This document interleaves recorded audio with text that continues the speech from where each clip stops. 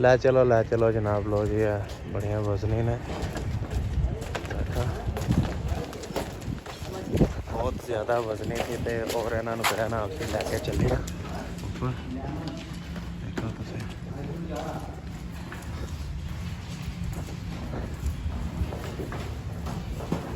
पापा साहब भरा जनाब मेरे एक हाथ नाल जनाब मेरे कामयाब ने। हाँ?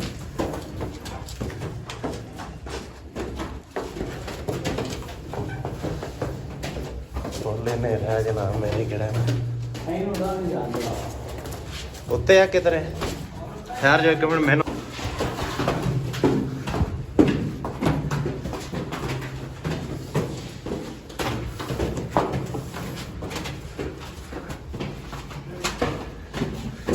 इस तो भी उत्ते एक और चढ़ जा बस पूरे हो।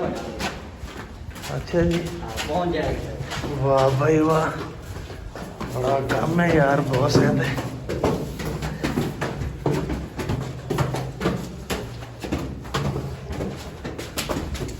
जिस तरह के जनाब है देखो तीसरा फ्लोर आ गया, 3 नंबर फ्लोर है, बस एंड हो गया थे।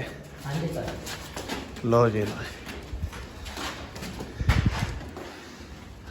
जनाब वैसे ही एंड हो जाता बंदे का वैसे ही इतने यार बहुत मुश्किल है यार है लग किधर रहे हैं। लो जी जनाब इधर दी स्लैब है इस तरह क्या देखो। अच्छा जी उधर लगनी। हाँ हाँ वाह भाई वाह वेरी गुड है क्या बात है। ये जनाब मेरे जरा ना सिंगल पीस आया सारा देखो काफ़ी बड़ा पीस है ठीक है।